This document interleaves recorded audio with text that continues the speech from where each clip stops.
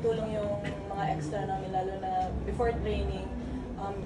Parang nag-extra 30 minutes kami for blocking, like inayos namin yung small details because yun yung parang nag-determine kung ginawa namin tama yung blocking ko namin.